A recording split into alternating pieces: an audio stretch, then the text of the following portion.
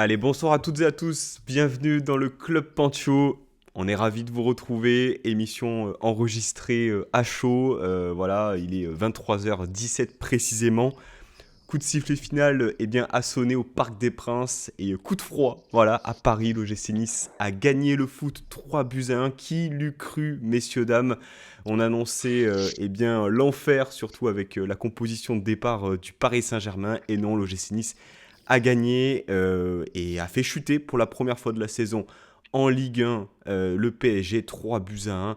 Un match sur lequel nous allons revenir. Alors, comme c'est une émission à chaud, hein, ça faisait un petit moment qu'on n'avait pas tourné immédiatement à la fin du match. Et bien, on va être un peu guidé par nos émotions. Ça va être un peu moins construit. On va essayer de dire des choses, on va dire, un peu pertinentes, mais franchement, non, Pour une fois. non, ok, bon, tant pis. Non, mais en vrai, ça fait plaisir. Voilà, ça fait plaisir de vous retrouver. Ça fait plaisir de passer ce moment aussi avec mes invités. J'ai le plaisir, dans un premier temps, d'accueillir Camille, qui est de retour, qui est présent avec nous ce soir. Salut Camille, comment tu vas? Salut. Ah bah plutôt bien. J'aime bien être là quand tu as des victoires comme ça. Moi, ça me plaît bien. On s'est Content de vous pas, retrouver. on s'est pas foutu de toi, hein, voilà. Ah, Tu, c'est beau. tu, tu viens C'est contre beau. le Paris Quelle Saint-Germain, confiance. victoire au Parc des Princes, deuxième victoire consécutive, hein, après celle de l'année dernière, Ouais. époque Francesco Faoli. Et c'est une première. Alors il a pas de caméra. Malheureusement, il n'a pas eu le temps de tirer les câbles de la fibre avant le début de l'émission. C'est Baron qui est avec nous. Salut Baron, comment vas-tu? Écoute, bonsoir à vous les gars, merci pour l'invitation, en direct d'un décalage depuis l'arrière-pays. Écoutez, ça va très bien, on va pas se plaindre, une très belle victoire. Je confirme mon closexualisme ce soir. Voilà, vraiment, que dire, que dire. On aime ce club autant qu'on peut le détester dans ses défaites complètement inutiles, mais ce soir, vraiment un match, je ne veux pas dire maîtrisé parce qu'on ne va pas exagérer non plus. On s'est fait bouffer quand même sur beaucoup d'aspects, mais tactiquement très sérieux. Trois beaux buts, un Sanson retrouvé, un Buonani qu'on n'avait pas vu comme ça depuis très longtemps. Vraiment, beaucoup de positifs. Beaucoup, beaucoup de positifs. Et franchement, ça fait plaisir de parler de positif de l'OGC Nice. Parce que bon, c'est vrai que la semaine dernière, on était un peu sur notre fin, hein, après la victoire contre Angesco. Mais là, c'est vrai que ce soir, il y a une victoire de prestige à l'extérieur. Et puis surtout, il y a une superbe opération faite. Et il est là aussi, le camarade avec qui bon, j'ai eu le plaisir de suivre ce match en direct. C'est Matt. Bonsoir Matt, comment tu vas? Je suis très heureux que Nice ait gagné le foot et qu'on ait cassé cette série d'invincibilité et qu'on ait tous envie à la fois de célébrer cette équipe et de se mordre les couilles sur la saison de merde qu'on a pondue. C'est l'OGC Nice. Voilà, là, ça, c'est l'OGC Nice, comme on l'aime. Ouais, c'est ça. Bah, déjà, messieurs, pour commencer, une victoire de prestige, comme on le disait avant, c'était pas, on va dire, prévu de voir un gym vainqueur. C'est une magnifique opération. Bah, déjà, Camille, je vais te demander comment est-ce que tu as vécu ce match finalement.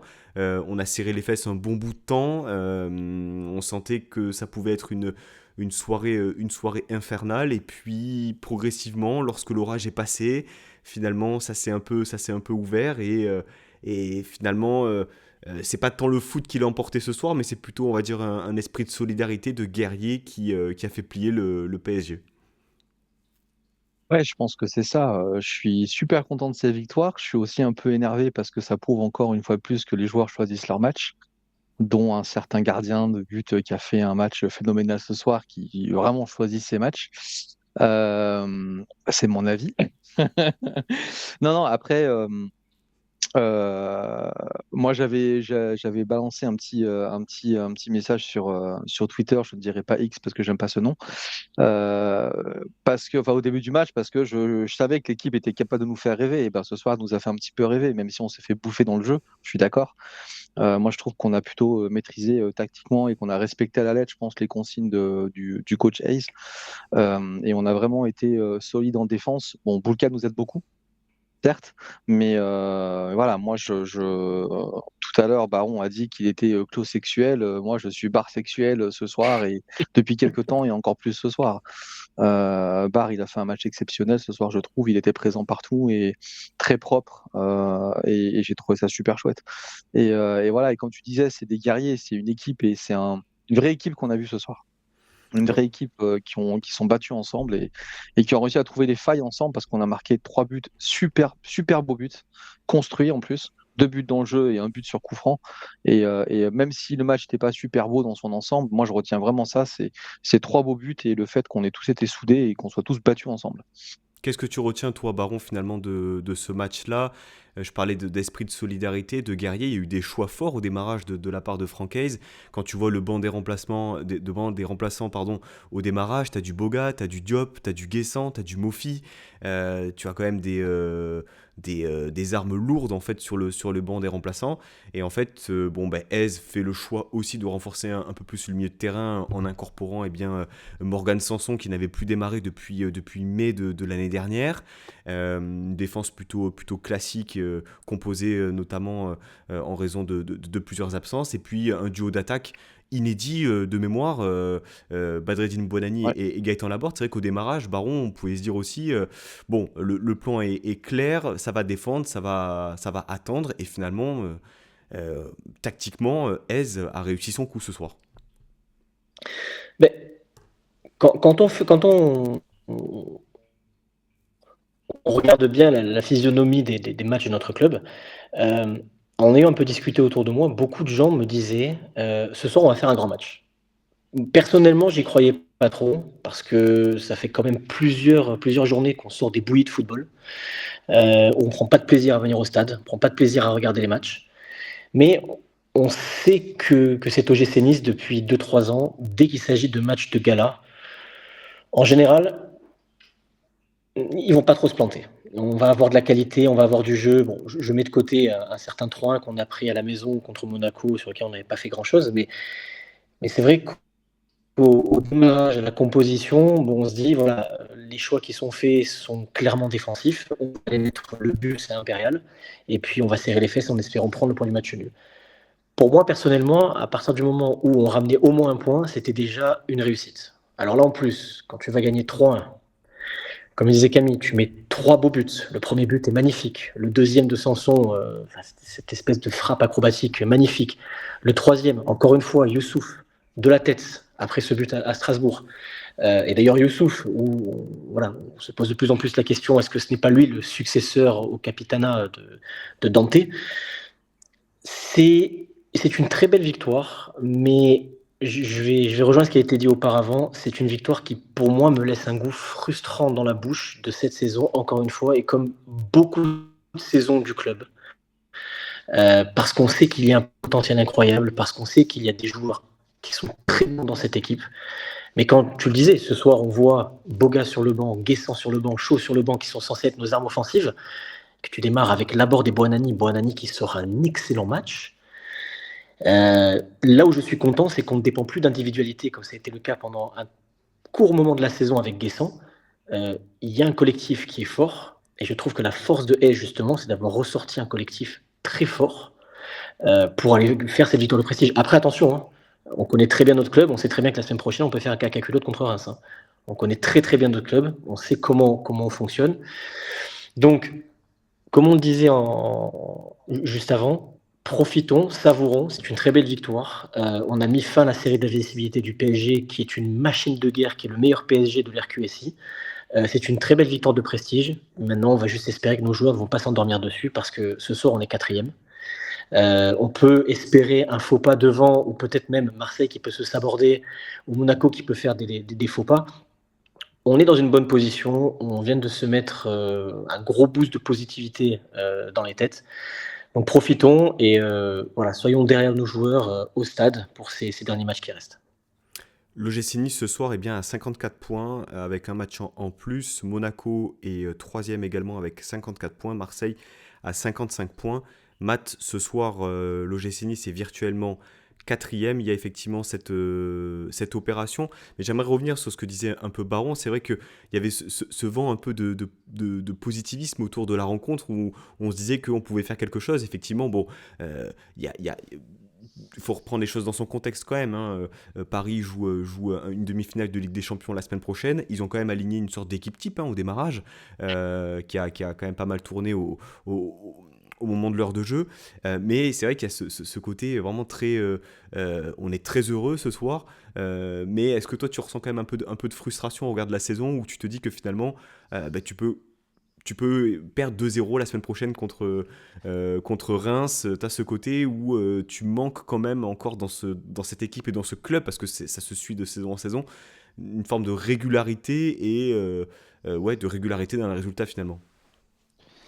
Je connais mon club. Alors oui, ce soir, je suis très heureux, mais qu'on se le dise, voilà, il en a parlé, Baron. On sait très bien que ça augure pas qu'on va faire 12 sur 12 sur les 4 derniers matchs. Donc encore 3 victoires, donc 9 sur 9 sur les 3 prochains. Après, je relativise. Je me dis que ouais, Paris était peut-être un peu la tête à Arsenal. Ils ont joué il y a 3 jours. Forcément, on relativise. Et si tout le monde y croyait, c'est parce qu'on sait très bien de quoi est capable cette équipe, parce qu'on l'a déjà fait. On a déjà eu l'habitude de prendre des points contre Paris. Même au match aller, on leur avait tenu la dragée haute. Virtuellement européen ce soir. C'est la fiesta, je peux pas te mentir, on fait l'émission à chaud. Moi, je suis comme un fou. Là, mais champion du monde. Bon, là, on va finir deuxième. Là, on va tous les griller. Marseille, Monaco, ouais, tous à l'amende. Mais tu sais très bien qu'on peut faire 0 sur 3 contre des unijambistes là, sur les dernières journées. Donc, si, tu peux pas créer d'engouement autour de ce club. Et aussi parce qu'on gagne ce match avec une équipe W, quoi. Je sais même pas ce que c'est la compo qu'il a mis. J'ai vu la compo au départ. Moi, honnêtement, j'étais pas de l'équipe de ceux qui y croyaient. Voilà, je sais qu'il y en a qui ont posé des PEL sur l'OGC Nice. Respect éternel à eux, hein, vraiment, il fallait avoir les couilles. Moi, j'étais pas de cette Je n'aurais pas équipe-là. tenté. Et attends, après la compo et les 10 premières minutes de jeu, Ouais. mais j'étais mortifié. Je me suis dit, on va en prendre 6, ça va être une boucherie. Et non, voilà, on a sorti le match qu'il fallait à ce moment-là. Et, et grande francaise. Et je vous le dis, peut-être que je vais retourner ma veste sur certains joueurs ou même au coach par rapport à d'autres émissions. Mais c'est normal, il faut voir le match qu'on sort. C'est money time. On est sur la fin de la saison. Faut pas bouder notre plaisir parce qu'on se connaît. Après cet été, on va être là tous sur Twitter à faire les aigris, à attendre la moindre miette de mercato. Et voilà. Donc moi, je profite. Il reste 3 matchs. Je profite de l'OGC Nice. Ouais, donc effectivement, donc il y a eu des choix forts et on va dire le symbole un peu de cet OGC Nice quelque part. Ce soir-là, Camille, c'est Marcin Bulka. Finalement, une saison un peu, voire très très décevante et finalement ce soir en Grosse état de demi-teinte. grâce. En état de grâce, vraiment. Et pour autant, franchement, moi-même, moi le premier, hein, je l'ai pas loupé, hein, semaine après semaine, parce que à mon sens, il méritait aussi quelque part de se faire critiquer, de se faire remettre en cause. Mhm. Mais là, ce soir, il a chauffé les gants rapidement et il a été impassable. Vraiment impassable. Il y a eu une succession, voilà, de 2-3 arrêts en deuxième mi-temps de grande classe. Il fait 12 arrêts sur le Ouais. match. On établira après votre homme du match, messieurs. On va peut-être pas trop se avancer dans l'émission. Mais c'est un peu symbolique finalement de voir un Marcin Bulka qui sort peut-être l'une de ses meilleures prestations sous le maillot rouge et noir chez son ancien club, là où finalement tout a démarré pour lui lors de ce match de Coupe de France avec cette série de pénaltys dont il était sorti vainqueur, Camille. Ouais, mais en fait, c'est comme à chaque fois contre Paris, il sort des matchs énormes. Il est jamais passé à côté d'un de ses matchs contre Paris. Et c'est un peu ce que je vais toujours reprocher, c'est qu'il choisit ses matchs. Pour moi, il les choisit vraiment. Enfin, c'est l'impression que j'ai en tout cas. Je dis pas qu'il le fait exprès ou quoi que ce soit, mais peut-être qu'inconsciemment, il se met plus de pression pour les gros matchs et surtout contre Paris ou contre des grosses équipes. Et que quand c'est une petite équipe, ben, j'ai l'impression qu'il le prend un peu en dilettante. Donc c'est un peu. C'est toujours un peu cette ambivalence que j'ai avec, enfin, que j'ai avec lui, où je sais pas trop vraiment quoi en penser, parce que je trouve qu'il fait un peu trop de com auprès des supporters pour se mettre les supporters dans sa poche. Par contre, il prolonge pas avec le club. Derrière, il a des performances en demi-teinte sur les petits matchs. Sur les gros matchs, en général, il est très bon. Faut dire ce qui est, c'est rare quand il se rate. Donc voilà, mais en effet, ce soir, c'est l'homme du match. Enfin, pour moi, on a dit qu'on on ne sait pas tout de suite, mais bon, voilà, même si j'en vois d'autres. Mais voilà, je suis toujours partagé sur lui.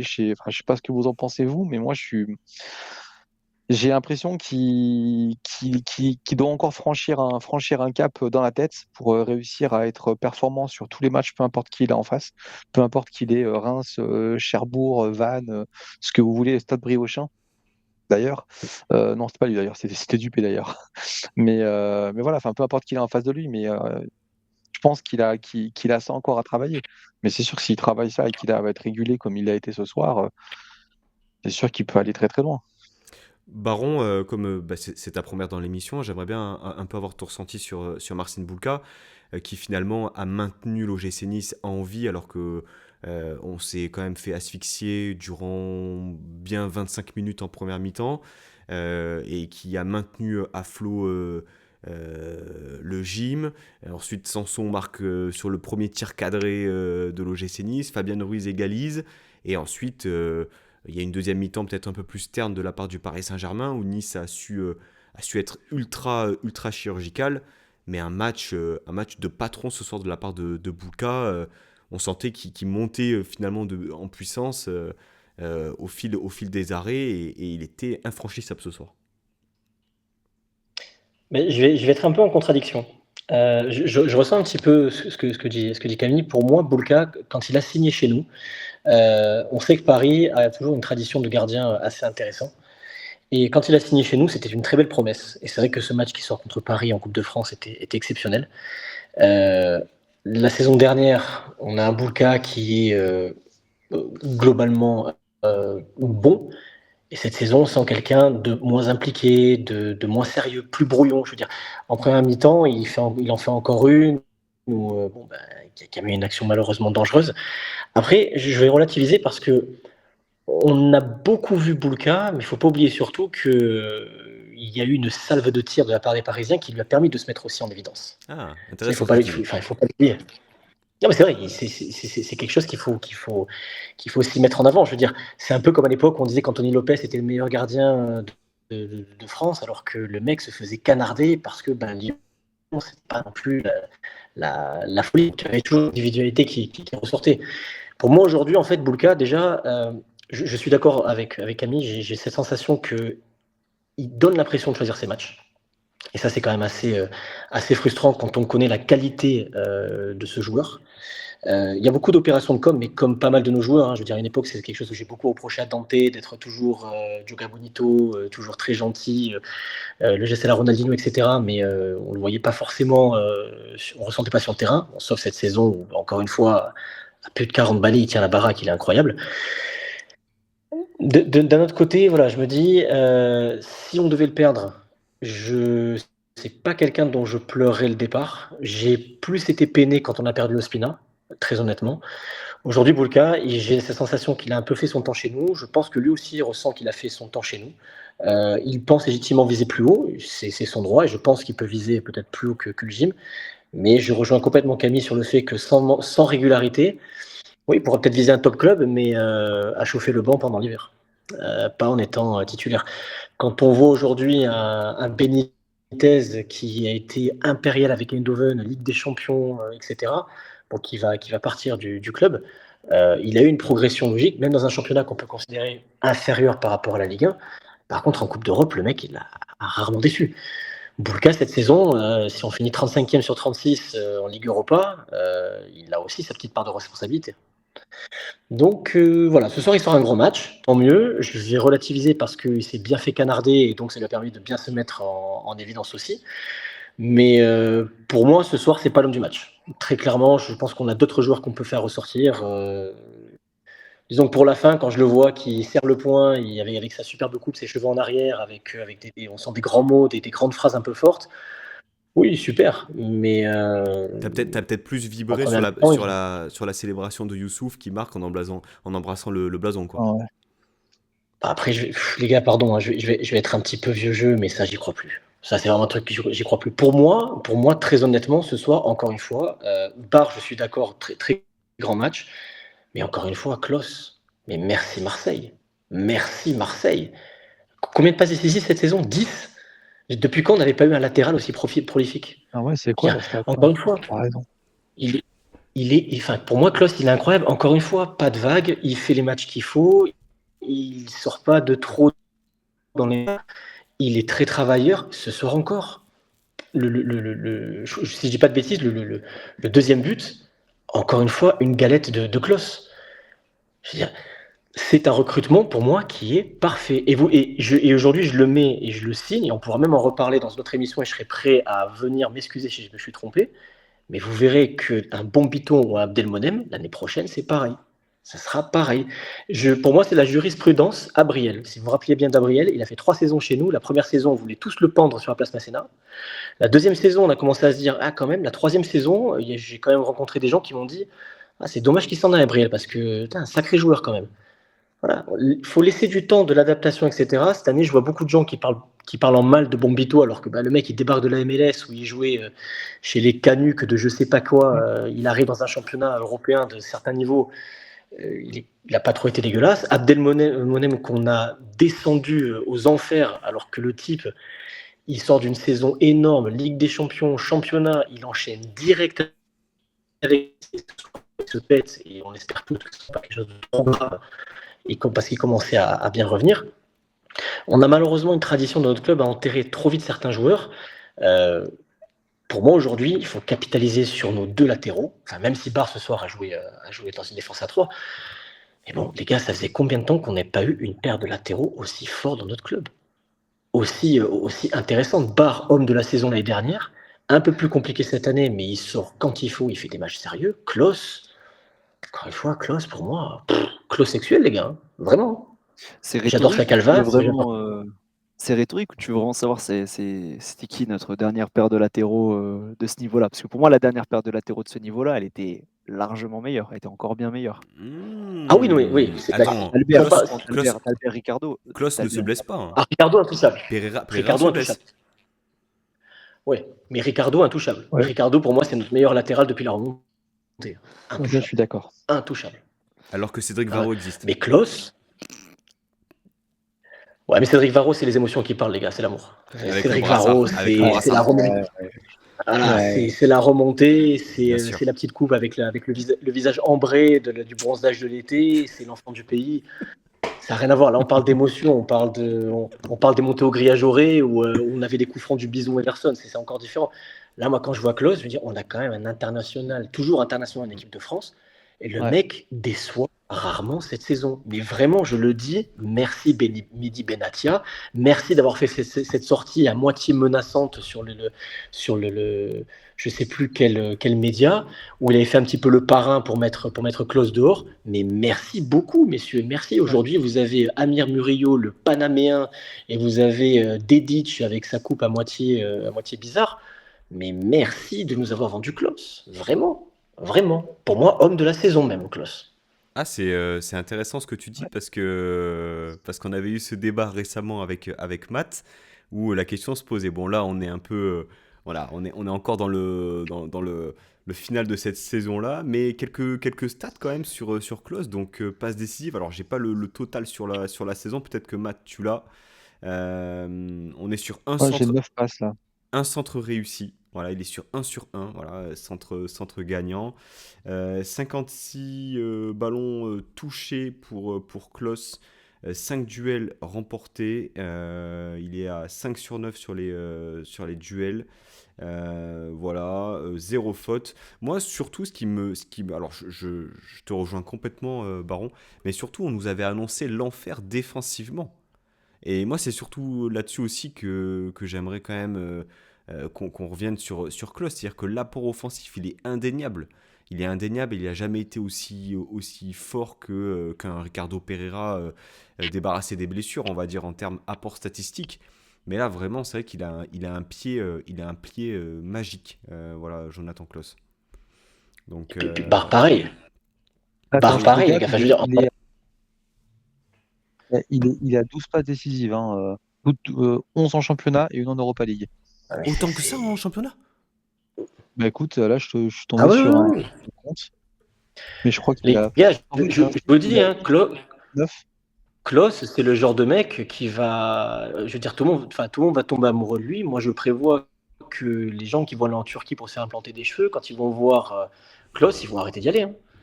C'est une évidence, hein. Aujourd'hui, on va tous dire, je vais avoir la même calvasse que Klose parce que waouh, c'est à la mode.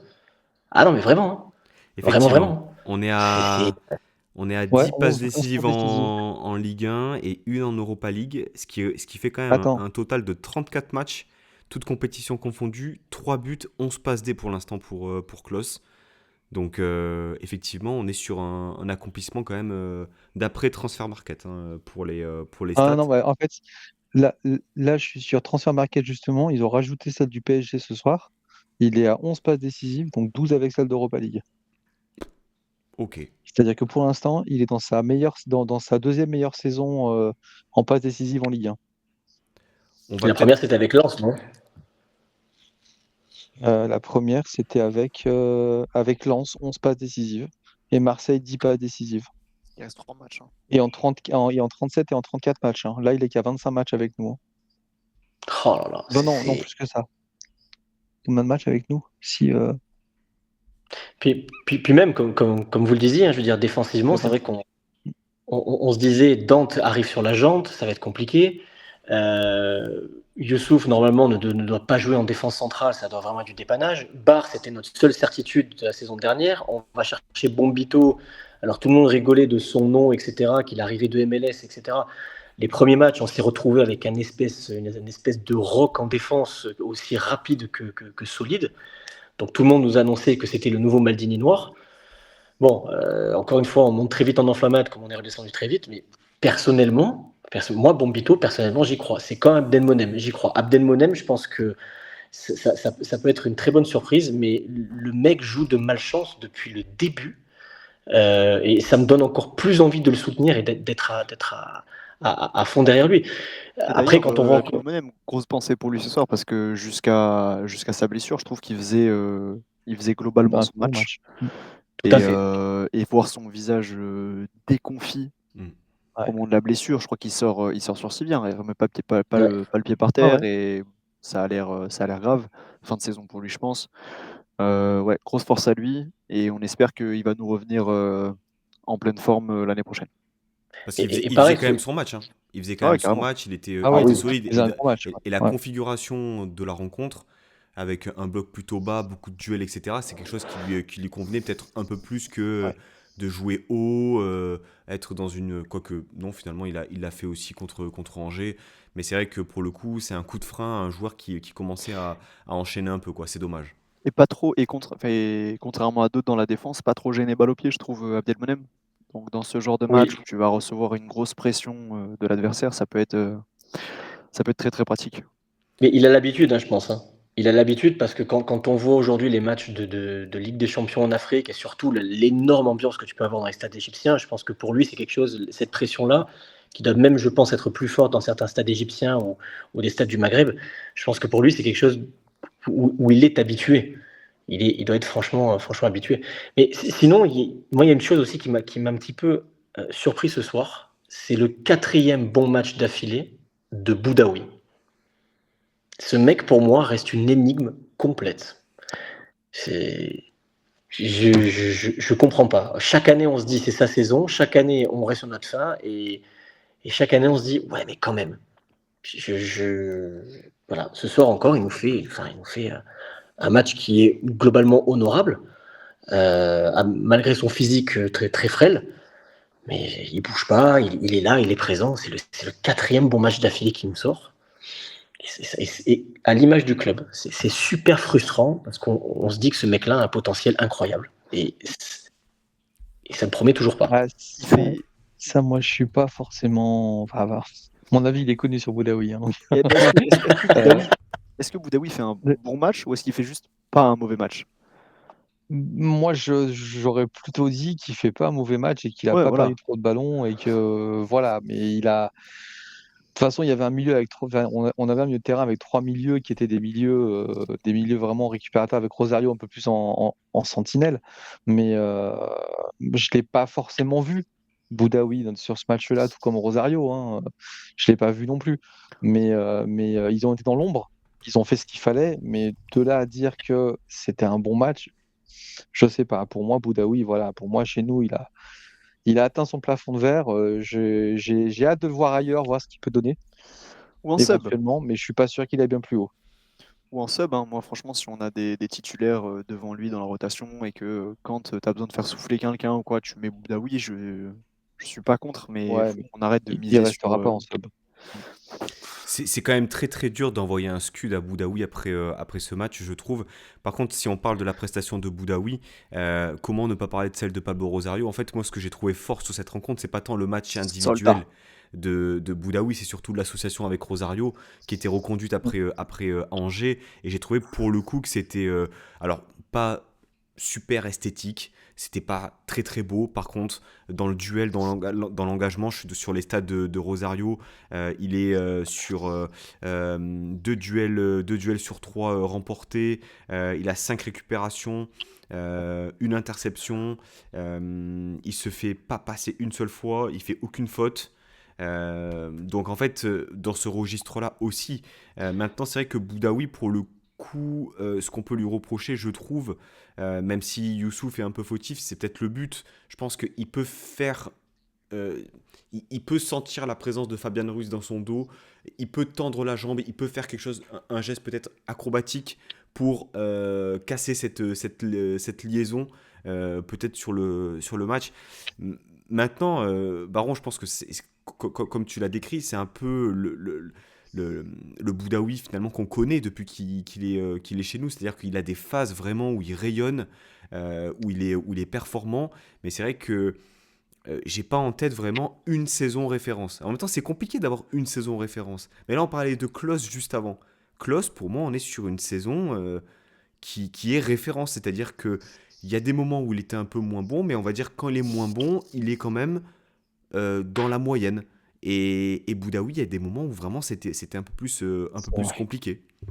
Il y a trop de moments même. Il y a trop de moments où avec lui, ça reste très alternatif. Maintenant, enfin, je suis aussi d'accord sur le fait que Rosario, ce soir, on le voit moins, mais par contre, je pense que sur le terrain, son impact a été très important. Rosario, pour moi, c'est le joueur typique de club. C'est celui qui va pas faire de grosses vagues, c'est pas celui qui va te prendre le plus gros salaire. Par contre, c'est celui qui, sur le terrain, quand ça va aller mal, il va te sonner la révolte, il va bouger ses coéquipiers un petit peu à la Youssouf. Maintenant, partir sur une saison entière en te disant Rosario est titulaire, non. Je pense que si tu fais ça, tu vises un ventre mou et ça ne pourra pas fonctionner. Et c'est pour ça que je suis très content du retour de Sanson parce que ça nous amène un peu plus de créativité au milieu de terrain. Et Dieu sait qu'on en a vraiment manqué. Boudaoui, c'est un petit peu le même profil en plus frêle. C'est pas le joueur dont tu vas forcément te rappeler. C'est le joueur, de temps en temps, tu vas dire, il a fait quand même quelques bons matchs, mais je suis d'accord, tu peux pas dégager vraiment une vraie saison référence de Boudaoui. Tu sens toujours le mec qui il joue sur ses capacités, mais il va pas se faire plus mal que ça. Peut-être que ce qu'il a aujourd'hui lui convient parfaitement, peut-être que nous, il lui convient parfaitement. Il n'a pas forcément besoin de chercher plus. Ça, c'est vraiment propre, hein, je pense, à chaque personne en fonction des ambitions qu'ils peuvent avoir. Mais voilà, aujourd'hui, pareil, si c'est comme Boulka, demain il viendrait à partir, je me dirais pas, on a perdu vraiment un joueur essentiel. En revanche, demain tu me dis, on perd Barre, on perd Klos. Oui, je me dirais, on perd quand même des joueurs essentiels à notre équipe. Donc ce soir, voilà, Rosario, il est dans la continuité du match contre Angers. Moi, personnellement, je ne pas forcément le match, mais au milieu de terrain, il y a quand même quelques batailles qui ont été gagnées. On sait que c'est grâce à son impact, très clairement. Et puis voilà, une association avec Boudaoui, Rosario, Sanson. Pour moi, ça ressemble un peu, entre guillemets, à du bricolage, mais bon, ça a fonctionné et on sent un Sanson qui maintenant va revenir, enfin, qui est en train de revenir à bon niveau. J'espère que ce soir, il ne s'est pas blessé parce que bon, il sort et c'est un petit peu dommage parce qu'il doit être à court de forme, à court de niveau, après ce qui lui est arrivé, le pauvre. Mais si sur ces derniers matchs, tu peux compter sur un Sanson, plus que sur un Boudaoui, déjà, je pense qu'on va avoir un peu plus de spectacle au stade, ce qui sera un petit peu mieux. C'est un moment des tapins vivants, un petit peu de jeu, même si le plus important, ça reste quand même les 3 points. Mais tu peux créer un peu plus d'enthousiasme. Pour moi, aujourd'hui, si vraiment dans ce trio-là, je devais en mettre un de côté, un que je ne regretterai pas le départ, je pense vraiment que c'est Boudaoui. Rosario, pour moi, c'est, comme je disais, le joueur de club qui est là. C'est le mec qui fera pas de vagues. De- à un niveau moindre, à comparaison moindre, je vais un peu le comparer avec un Balmont.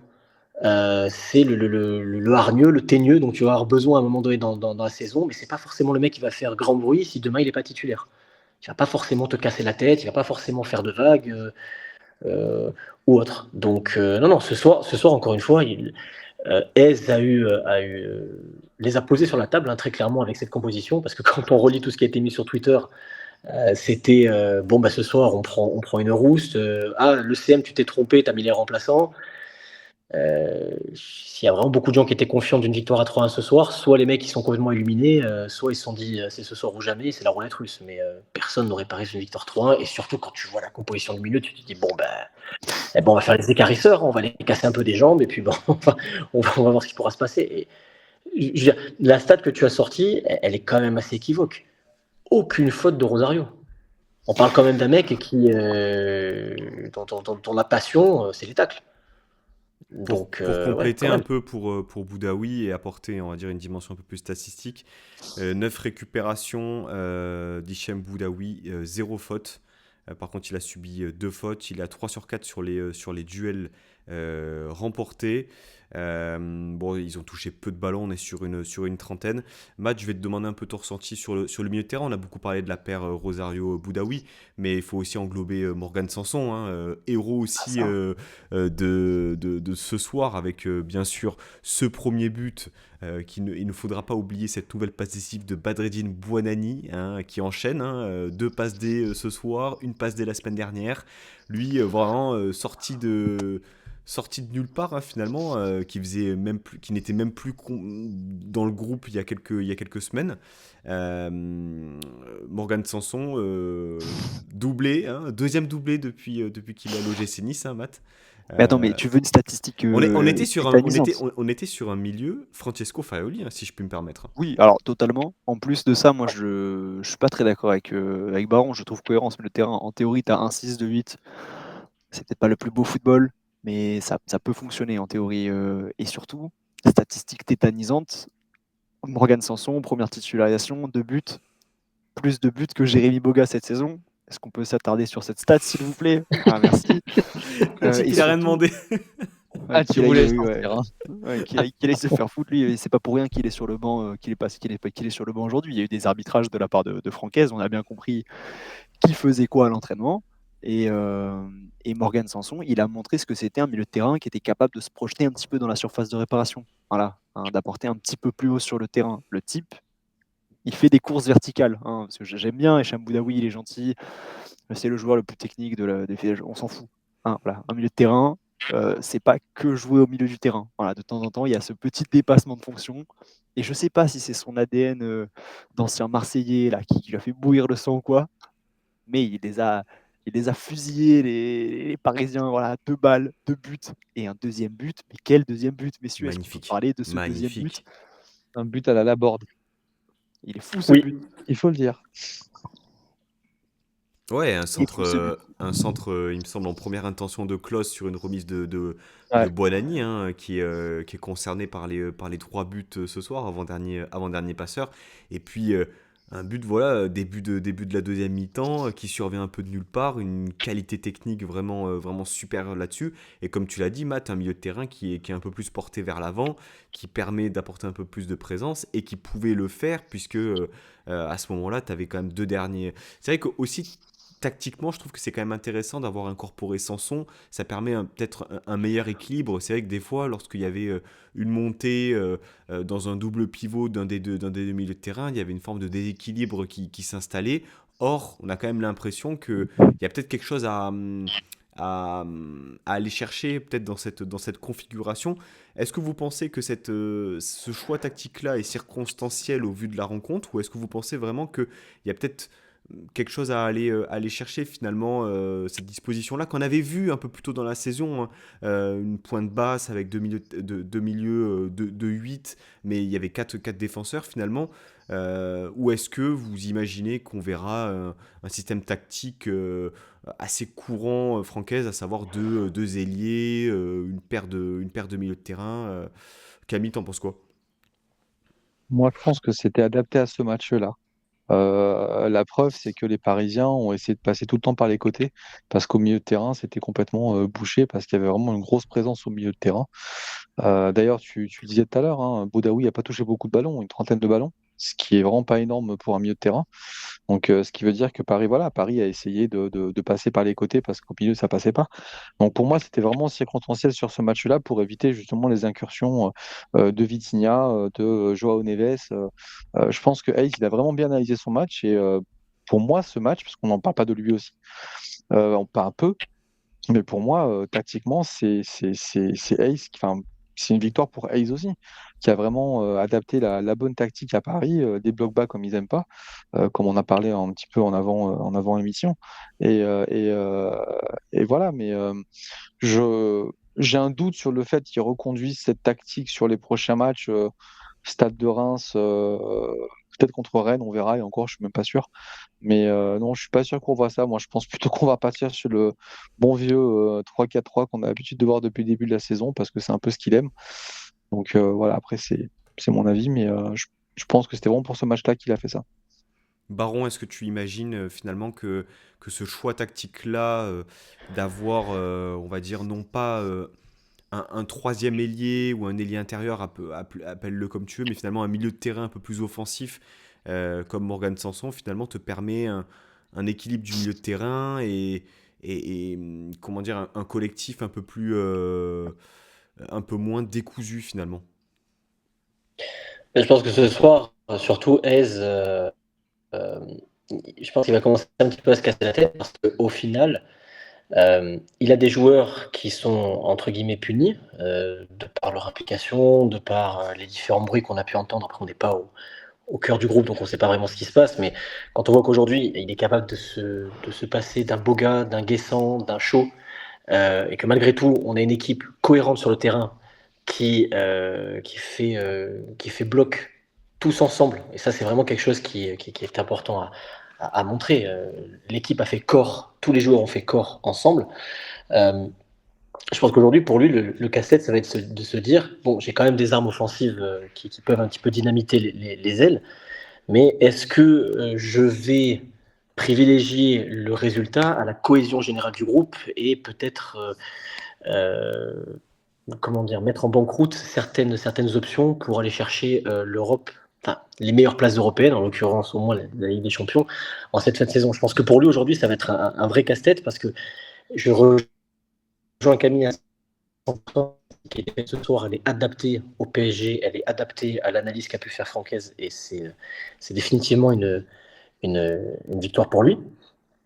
Euh, mais j'espère vraiment, en toute objectivité, ne pas revoir ce genre de milieu de terrain reconduit, avoir quelque chose qui soit un petit peu plus incisif contre Reims. Donc, à voir. J'ai vraiment envie de revoir Morgan Sanson parce que, non pas par rapport à ses buts, mais par rapport à l'impact qu'il amène, et on connaît son impact. J'espère vraiment qu'on va pouvoir le réinstaller durablement dans le 11, à commencer par les 3 prochains matchs, pardon.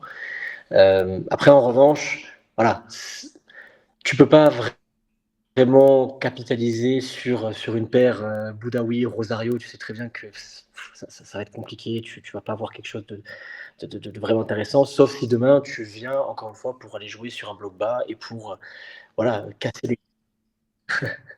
pour venir casser les lignes de passe, pour ce genre de choses. Mais bon, voilà. Je pense que ce soir pour Hez, c'est une très belle victoire pour lui, mais à mon sens, commence un petit peu le casse-tête aujourd'hui parce que il te reste 3 matchs, tu viens de frapper un grand coup. Très clairement, tes adversaires, pour la plupart, on va pas se mentir, ils pensaient très certainement que Paris continuerait sa série d'invincibilité et pourrait taper Nice. Pour certains, ce soir, ça met un gros coup de pression. Je pense notamment aux Marseillais qui sont partis faire leur fameuse retraite commando à un match par semaine à Rome, qui sont même allés voir la dépouille du pape pour espérer se porter bonne fortune. Donc, si vous voulez, je pense réellement que ce soir, pour Hez, en termes de tactique, en termes de joueurs à sa disposition, il y a quelque chose de difficile qui va commencer. Choix de riche, entre guillemets. Maintenant, ça ne dépend que des joueurs qui ce soir étaient sur le banc, qui ne sont pas rentrés. Euh, de prouver qu'ils peuvent apporter plus footballistiquement qu'autre chose. Parce que ce soir, finalement, c'est un groupe, ce sont 11 bonhommes sur le terrain et les remplaçants. Pas vraiment compter les remplaçants, parce que Guessant, il rentre quand même tard avec Loucher. Mais les 11 gars qu'on avait sur le terrain, c'était 11 bonhommes qui ont décidé de faire corps ensemble et qui ont gagné tous ensemble. Maintenant, est-ce que ça va rester un exploit unique ou est-ce qu'on va pouvoir le pérenniser sur les 3 derniers matchs? Ça, voilà, on va faire confiance en Franck Hez, malgré tout ce qui a pu être dit. Ce soir, la victoire, elle est complètement pour lui. On espère juste que ce genre de milieu à 3 comme ça, on évite de trop le reproduire. Je partageais quand même. On t'écoute, Matt. J'entends que c'est une masterclass tactique de Francaise.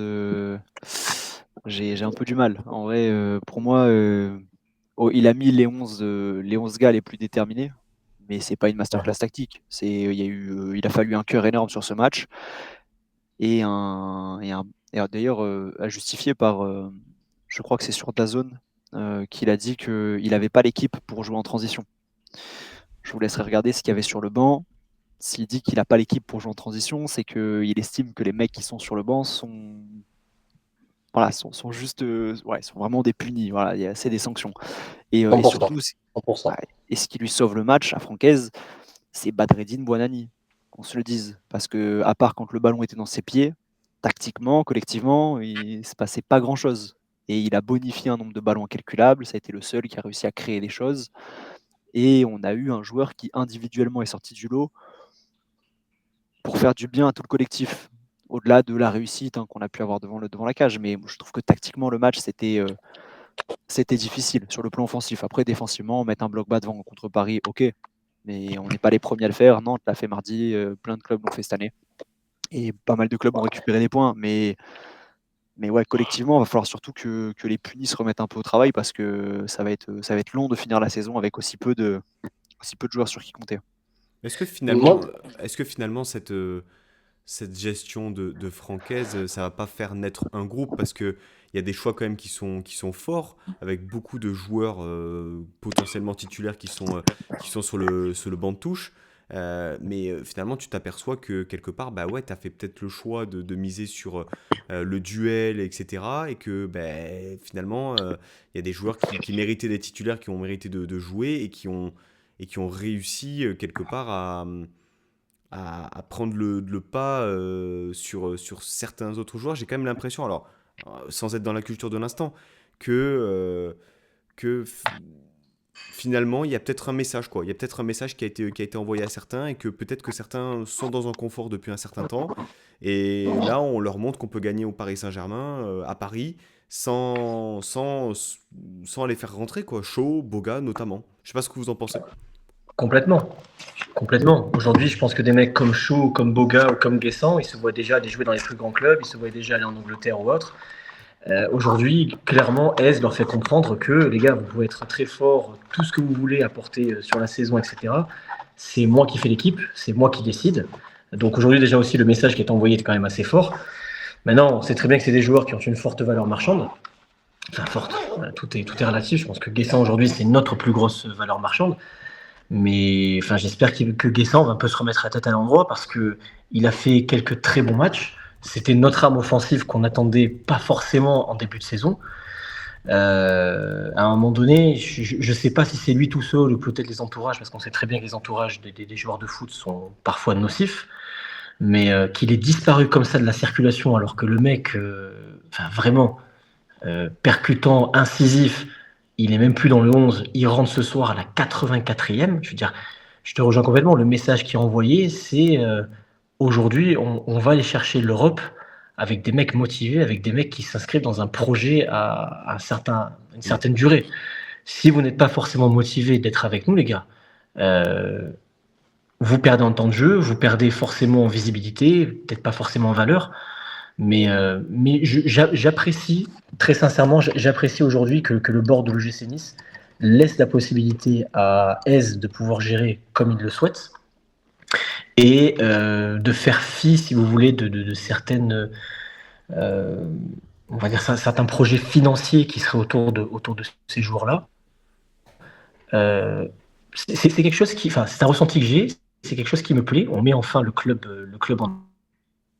Et honnêtement, on sait très bien que chez nous à Nice, on a toujours été, enfin pas toujours, j'exagère, mais on va dire depuis les années 80, on est un club où on aime les besogneux. On aime des joueurs comme Barre, on aime des joueurs comme Klose. Les joueurs un peu flamboyants, ouais, ça a toujours été un peu compliqué, à part Dieu à thème, mais ça a toujours été un peu compliqué. Donc, non, ce soir, le message qui est envoyé, il est encore une fois très clair. Je pense qu'il y en a certains qui auront les boules de ne pas avoir joué, mais force au coach, la victoire lui donne raison, les joueurs qu'il a choisis lui donnent raison, la composition lui donne raison, la tactique lui donne raison. Les gars, si vous voulez jouer contre Reims, vous savez ce qu'il vous reste à faire. Un mot quand même pour poursuivre sur Buonanni, Camille. C'est un joueur voilà, qui a su gagner aussi ses minutes à force de rentrer, hein, notamment à Strasbourg où il avait été plutôt performant en bénéficiant notamment du changement tactique de Francaise. Passeur la semaine dernière contre Angers. Et là, eh bien, double passeur décisif ce soir. Intégré également sur le deuxième but de Morgan Sanson. C'est une prestation aboutie. On l'a vu aussi revenir, faire des actions défensives. On sent un joueur qui est passé peut-être par des moments un peu compliqués cette saison, mais qui là finalement mérite d'être là et sort une prestation, eh bien j'ai envie de dire peut-être son meilleur match de cette saison sous notre maillot. C'est peut-être ce qu'on peut appeler la maturité. Peut-être qu'il est en train, parce qu'il ne faut pas oublier qu'il a 19-20 ans, c'est ça, hein, il est encore jeune. Il a connu le haut niveau assez jeune, à 16 ou 17 ans à Lille. Mais voilà, il faut laisser aussi un peu de temps. Moi, je l'ai beaucoup critiqué parce qu'en effet, il faisait pas de repli défensif, il voulait tout le temps forcer le passage, il essayait tout le temps des dribbles qui passaient pas forcément. Là, je trouve qu'il a vraiment pris en maturité. Je trouve qu'il a une intelligence de jeu, en effet, qui est au-dessus de la moyenne. Clairement, ça se voit dans, euh, dans la passe, dans cette super passe qu'il a fait sur le premier but et ensuite dans ce superbe centre aussi. Il a un pied de velours, clairement. Et je pense qu'il est en train de franchir un palier avec Hayes, comme certains jeunes ou certains joueurs comme Klose aussi ont franchi des paliers avec lui, parce que, euh, parce que Hayes c'est vraiment un formateur et il accompagne vraiment les joueurs et il arrive vraiment à déceler là où il faut travailler. Et je pense qu'il a l'écoute maintenant, Buonanni, et que du coup, voilà, il est en train de prendre une dimension, la dimension peut-être qu'on attendait trop de lui il y a 2 ans en arrière quand il est arrivé. Mais je trouve que voilà, il devient de plus en plus intelligent et moi ça me plaît ce que je vois. Ça me plaît ce que je vois parce il essaye moins de passer le dribble, il va plus revenir en arrière, plus regarder des angles de passe compliqués mais qu'il va réussir à trouver. Ouais, j'aime bien ce qu'on est en train de se passer avec lui là. J'ai envie de voir comment ça va se passer fin d'année et l'année prochaine aussi surtout. Baron, un petit mot sur Buonanni peut-être. Ah bah, je rejoins complètement Camille. Moi, je m'attendais pas forcément à quelque chose de sa part. Quand j'ai vu sur la compo, je me suis dit, bon, bah, ok, pourquoi pas. Peut-être qu'on n'a pas forcément mieux. Ce soir, je pense qu'il a fait fermer beaucoup de bouches. Un match plein, un match de très haute qualité, aussi bien dans la percussion, dans les passes, enfin, vraiment, vraiment très bon. Il mérite aujourd'hui d'être dans le 11. Il a clairement montré ses qualités. Je suis aussi d'accord avec Camille sur le fait de dire que c'est peut-être la maturité. Et Eze peut l'accompagner là-dedans, comme Eze a accompagné d'autres joueurs à Lens qu'il avait été chercher. Donc, ça augure du positif. Tant mieux pour lui, tant mieux pour nous. Maintenant, j'espère pour lui que ça pourra continuer, qu'il pourra s'inscrire dans la durée dans le projet OGC Nice et que ça serve les intérêts de toutes les parties. Par rapport aux joueurs et aux prestations, Matt, on a fait un peu le tour, hein, la ligne défensive, on en a parlé, bien sûr beaucoup de soutien à Abdelmonem, Marcin Bulka, forcément, les pistons également. Gaëtan Laborde, j'ai envie quand même de souligner son match, pas évident.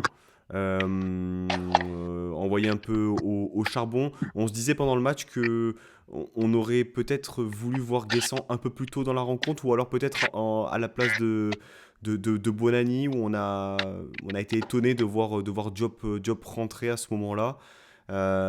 Gestion étonnante de Guessant. Comment expliquer le fait qu'il y ait un déclassement, alors qui est expliqué par ses prestations qui sont moins flamboyantes.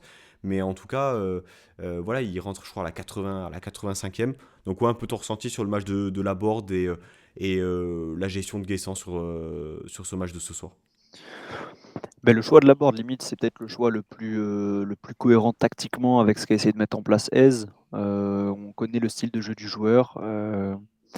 Donc on savait, voilà, quand l'équipe allait être dans une mauvaise passe, on va balancer des ballons sur lui et il va se battre pour essayer de provoquer des deuxièmes ballons sur lesquels on va essayer de tabler pour construire quelque chose. Ça lui a donné raison. Il y a plusieurs fois où on était capable de jouer comme ça. Donc je ne suis pas forcément très surpris par sa titularisation vu le plan de jeu. Euh, Après, la situation de Guessant, c'est vrai que dans un match comme ça, on se dit qu'il aurait pu faire énormément de bien à l'équipe, hein, avec ses récupérations de balles, sa capacité à jouer tout seul pour lui-même, à gagner des choses par le combat, par la rugosité, de partir de plus bas sur le terrain et de vraiment exploiter les espaces qu'il peut avoir devant lui.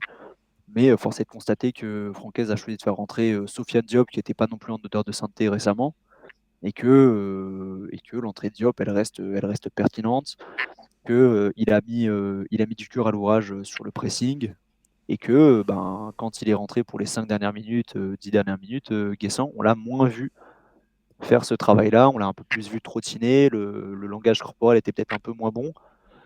Là où moi j'ai trouvé que ouais, tous les autres entrants s'étaient vraiment mis au diapason, que ce soit, et j'aimerais le saluer, hein, parce que dans un match comme ça, c'est pas facile. Tu prends la foudre par le PSG à chaque minute, et Mendy qui rentre un peu au pied levé, Santa Maria. Santa Maria qui est, on l'oublie, mais à l'origine du deuxième but. Je te le dis, hein, le milieu de terrain, la doublette Rosario Santa Maria, on peut me rajouter Boudaoui, hein, ça pue pas le foot. Mais à ce moment-là, on voulait pas du football en fait. Fallait marbrer, fallait faire du sale boulot. Et le but, ça vient de eux. Ça vient d'une double récupération un peu dégueulasse sur le côté. On obtient une faute après par Boudaoui qui s'arrache. Et c'est ça qui nous permet de remonter le ballon et d'arriver au coup franc qu'on connaît et la tête rageuse de Youssouf. Donc non, globalement, moi, les entrants, je les ai trouvés bons. Même Louché qui rentre aussi. Mais voilà, c'est limite Evan Guessant, à qui pourtant, je pense, le match correspondait le plus au niveau du profil qui fait l'entrée la plus décevante. Donc déclassement, bah, logique au vu de ses dernières performances, et j'espère qu'il va y avoir une petite remise en question de sa part, parce qu'il reste 3 matchs et on en aura besoin, surtout si on veut confirmer tes conclusions hâtives, hein, parce que le record de Dario est encore très très loin. Ouais, j'avoue que là, ouais, on est bien loin. On est bien loin des 19 buts pour Evan Guessard. J'avais oublié que j'avais sorti cette saucisse en septembre. Bon, ça arrive de dire de la merde. Quelques stats? On y a cru un moment quand même, on y a cru un moment à Tazo aussi, ça. Mais là, Honnêtement, il se fout de la gueule du monde, Guessant. honnêtement, je pense que vraiment, c'est voulu de sa part. Il aurait pu aller les chercher, mais il voulait pas. Voilà. Moi, je pense que c'est uniquement un manque de volonté de sa part. Quelques stats quand même sur ce match. Quand même, bon, qu'est-ce qui pourrait être intéressant? J'ai envie quand même de souligner le nombre d'interceptions. On est à 14 interceptions pour 4 côté PSG, 12 arrêts du gardien, on vous l'a dit. Les duels, 43 duels remportés pour Nice, 38 côté Paris Saint-Germain. Le pourcentage de duels remportés, on est à 51%. Aérien, on est à 64%. J'ai une stat C'est... pour toi, Pancho. Vas-y. Moi, j'ai la stat 12 tirs bloqués. Combien de sacrifices on a vu là de la part de tout le monde, hein, des soldats. Ils y sont tous allés, ils ont donné de leur corps. Des mecs qui se jettent au sol pour contrer les ballons, Abdi, Youssouf. des gars qui mettent la tête, les couilles, le cœur. Ils ont tout mis, voilà. C'est-à-dire que les gars tiraient, aucun tir facile. Et c'est comme ça qu'on gagne des matchs compliqués. C'est pas plus compliqué des choses qu'on n'a pas vu en Europe, par exemple. Mais voilà, là, les mecs, ils sont allés mettre la tête là où les Parisiens n'ont pas mis les pieds. Et pas de secret, hein. Pas de secret. Alors, Des soldats, on avait. un petit mot quand même sur Youssouf. Je vais donner la parole à Camille. On va faire juste un test son, Camille. Ouais, alors j'ai trouvé un casque, est-ce que vous m'entendez mieux? C'est mieux que tout à l'heure. On va s'en satisfaire pour terminer le numéro. Alors, je suis désolé, c'est en fait, j'ai mon Wi-Fi qui se coupe à minuit chez moi, je n'ai plus de Wi-Fi chez moi. Et le Ça sent le problème, c'est contrôle que parental, ça. ça sent le contrôle parental et que c'est ma femme qui a le contrôle parental, donc du coup, c'est même pas sur mon téléphone. Ben, on va peut-être donner la parole à Baron, du coup, si c'est un peu compliqué de ton côté. Je crois que c'est toi qui disais, Baron, avant le début de l'émission, cette espèce de transition peut-être qu'on est en train de voir sur les dernières semaines par rapport au Capitana et entre Youssouf et Dante. On a vu cette publication sur... Alors, ça reste Instagram, mais suite au match de Strasbourg, Dante qui met capitaine, voilà, encore buteur ce soir, après son but à Strasbourg il y a 2 semaines. Euh, il fait pas tout parfaitement, il y a des erreurs, il y a des approximations, mais on sent quand même qu'il met beaucoup de cœur à l'ouvrage. Et tu parlais tout à l'heure un peu de besogneux, type Florent Balmont, etc. J'ai l'impression aussi que ce type de joueurs, on les apprécie à Nice quelque part, surtout dans ce type de match où finalement tu dois aller à la bagarre finalement. Bah, ça colle complètement à l'ADN du club. On a toujours eu des capitaines qui étaient pas forcément des esthètes du football, mais des gens qui étaient des leaders dans l'âme. Je veux dire, quand on prend à la remontée, notre leader, c'est Cobos. Cobos, on ne peut pas dire que c'est le plus grand joueur de foot tactiquement. Par contre, c'est un meneur d'hommes comme pas possible. Aujourd'hui, quand je vois un Youssouf qui harangue ses équipes, qui, euh, qui sonne la révolte, qui encore une fois est décisif après ce nul arraché à Strasbourg, c'est lui qui vient marquer le troisième but, qui sécurise notre victoire. Aujourd'hui, pour moi, je vois peu de joueurs qui sont capables de se détacher pour prendre la succession du capitaine de Dante comme le fait Youssouf. J'en vois pas. J'en vois pas. Quelqu'un qui va être dur au mal, qui va être dur au corps, qui est très dur sur le joueur adverse, qui va haranguer ses troupes. J'ai encore en mémoire, après le match de Strasbourg, il est dans les vestiaires. Voilà, c'est lui qui prend la parole avec un Français que je trouve très bon. Voilà, il est là, il est hyper présent. Pour moi aujourd'hui, si demain il devait être notre capitaine attitré, ben, j'en serais le premier avis parce que c'est quelqu'un qui lui aussi a pris quand même beaucoup de foudre. Je veux dire, les supporters l'ont pas beaucoup épargné pendant un petit moment. Je suis content qu'il puisse revenir à ce niveau-là parce que, encore une fois, je veux dire, nous à Nice, on a toujours demandé à avoir soit des mecs des Balkans, soit des Argentins, vous voyez, des esthètes et compagnie. On va nous chercher Youssouf, qui est un Burundais, on va chercher Bombito, qui est un Canadien, on va chercher Abdelmonem, un Égyptien. Donc tout le monde rigolait de l'exotisme, entre guillemets. Ben, moi aujourd'hui, je suis content d'avoir un mec comme Youssouf, qui est un bison, littéralement. Euh, Prendre le brassard, mener mener notre équipe, et j'espère tenir ce niveau et s'inscrire dans la durée. Ça serait pour moi que logique, vraiment. Mais après, très sincèrement, je ne vois pas derrière qui peut se distinguer comme potentiel vice-capitaine. Peut-être un Sanson. Barre. Je- Franchement, non. Barre, moi, c'est pas quelqu'un que je vois comme étant. Non, moi, Barre, je le vois pas comme un. Tu sais, il y a des attitudes, tu les vois sur le terrain. Barre, c'est un très bon joueur de foot, tout ce que tu veux, etc. C'est un très bon guerrier, mais par contre, c'est pas quelqu'un que je vois être capable de prendre une équipe et de mener des hommes à la guerre. Moi, je trouve que J'ai pas. justement, le capitaine, c'est pas uniquement un leader vocal comme peut l'être Youssouf ou justement un replacé, mais un capitaine, c'est aussi dans l'exemplarité, dans le fait d'être toujours là, d'être toujours présent dans le duel, de s'arracher, tu vois. Un capitaine, c'est aussi, pour moi, c'est ça aussi, tu vois. C'est celui qui va donner l'exemple dans le Qui a tacle un qu'il gros va mental aussi. envoyer et qui a un gros mental, parce que honnêtement, ce Ouais. match-là. Barr, il le joue dans une position. Il a fait combien de matchs dans cette position cette saison? 6 7 matchs. Il a, je trouve, une capacité d'adaptation par rapport au style Farioli l'année dernière. Là, il joue piston sous aise. Il joue dans une défense à 3 aussi. Et je veux dire, il a progressé, mais d'une force assez incroyable. Et tu parlais, Baron, je crois que c'est toi, du temps. Tu parlais de Abriel. Alors, toute proportion gardée. Mais lorsque Barr arrive aussi, il connaît des moments difficiles sous Galtier, sous Mhm. Digard, où franchement il se fait descendre. Il y a même le petit Amraoui qui lui passe devant, souvenez-vous, à une période. C'est aussi, je pense, la réussite de la patience, de la tolérance aussi, et tout simplement, il faut pas qu'on soit sous Ineos. Je trouve on a voulu aller trop vite, voilà, en posant des dizaines de millions, en se disant que on voulait le beurre et l'argent du beurre. Mais bon, au bout d'un moment, Bien des sûr. footballeurs, c'est aussi des hommes. Et Barre, lorsqu'il arrive, il a 21 ans, quoi. Là, ça fait 4 5 ans qu'il est chez nous. Et il devient, pour moi, il est dans les meilleurs latéraux de France parce que on lui a laissé le temps aussi et le temps de jeu, quoi. On lui a fait confiance malgré des matchs eh ben, forcément compliqués, quoi. Donc, Ouais, mais n'oublie pas une chose aussi qui pour moi est fondamentale quand tu vas chercher un capitaine. c'est que ce capitaine-là, il doit avoir une aura et une présence. Dante, il est grand, athlétique, tout ce que tu veux, puis c'est surtout quelqu'un qui a un charisme.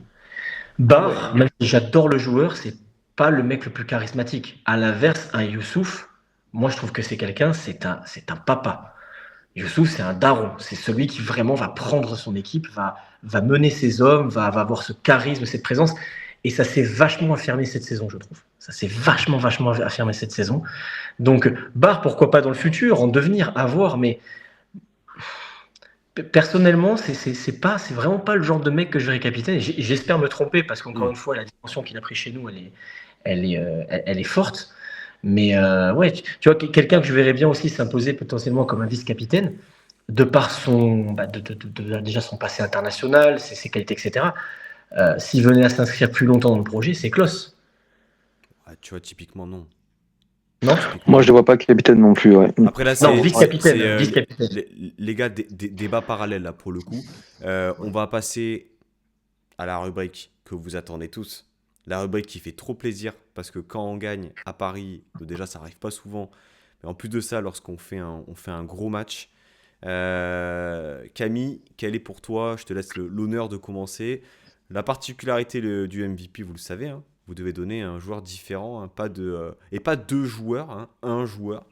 Camille, je te laisse le soin de commencer, puisqu'on t'entend bien. Ouais, je pense que mon micro, ça va mieux déjà. Je pense qu'au niveau du son, ça va un petit peu mieux. Moi, c'est Barr, clairement. Barr qui fait un match taille patron avec des tacles au millimètre. Il s'est arraché, il a été présent, il a laissé passer quasiment personne de son côté, enfin de son côté gauche dans l'axe de la défense. Mais je trouve qu'il a vraiment fait un match vraiment patron et très propre. Il a pas fait de faute, je crois même, du match. Non, franchement, pour moi, c'est même si Boulkan nous sauve la mise sur plusieurs arrêts, pour moi, c'est lui qui fait vraiment le match taille patron. Je suis persuadé que vous allez me laisser Boulka et quelque part je l'aurais mérité. Baron, tu nommes qui pour toi le MVP de la rencontre? Bon, tout à l'heure, j'ai beaucoup parlé de Klose, mais je pense que si on doit vraiment en sortir un aujourd'hui, c'est Youssouf. Pour moi, ça doit être Youssouf qui fait encore un très bon match, qui est encore très présent. C'est récompensé par un but à nouveau. On le sent vraiment impliqué avec l'équipe. On sent vraiment que voilà, c'est notre ADN. C'est le besogneux, c'est le dur au mal. Voilà, je suis content pour lui qu'il ait mis ce troisième but. Je suis content de son évolution à nos côtés. Pourvu que ça dure. Et ouais, définitivement, même si j'ai adoré le match de Klose, encore une fois, sa passe décisive, etc. Même si on ne sera pas forcément d'accord sur ça, il est discret, machin, etc. Mais encore une fois, pour moi, la discrétion, ça fait aussi l'apanage des grands joueurs. Tu n'as pas besoin d'être flamboyant pour être décisif. Mais Youssouf, voilà. Je pense que Youssouf peut être notre facteur X en cette fin de saison en l'absence de Dante. Ok, on verra bien. Matt, je sais qui c'est que tu vas choisir. Évidemment, mais évidemment, je vais prendre. C'est chiant, tu pourrais prendre Boulka. Je vais prendre Marcine. Eh bien non, allez. Je vais prendre Morgan Sanson. Et oui. Démerde-toi avec ça. Je vais laisser l'analyse du poste de gardien de but à un ancien gardien de but. Enfin, c'est normal. Hein. Je ne me vois pas m'aventurer sur un terrain qui n'est pas le mien. Mais on oublie là, vous dormez les gars. Première titularisation, le type n'a pas joué de la saison. On apprend à la veille du premier match qu'il s'est fait péter la jambe par Isiaga Camara, qui est en train de faire une pige cataclysmique, je crois, du côté de Dijon, où il ne joue pas une minute, le garçon. C'est-à-dire que lui, c'était... Bref, saison improbable. Mais voilà, le type, il revient, première titularisation. Qu'on se le dise, ce match n'est ce qu'il est à la fin sur le tableau des scores que parce que Morgan Sanson est sorti de sa boîte, a été clinique et a climatisé tout le Parc des Princes. Et honnêtement, les deux buts qu'il met, c'est au-delà de la finition qui est sur laquelle il a la réussite. J'aimerais qu'on souligne le déplacement du joueur, le flair, l'expérience. L'appel de la board sur le deuxième but. Qui aspire la défense. Qui aspire au premier, ouais. Il y a du football dans les buts que marque Morgan Sanson. Même au-delà de ces deux buts, je trouve qu'au milieu de terrain, il a fait le taf. On l'a senti physiquement parfois un peu dans le mal et tout. Et je pense qu'il va être amené à monter en puissance. Je lui souhaite une préparation pour la saison prochaine plus calme que celle de cette année.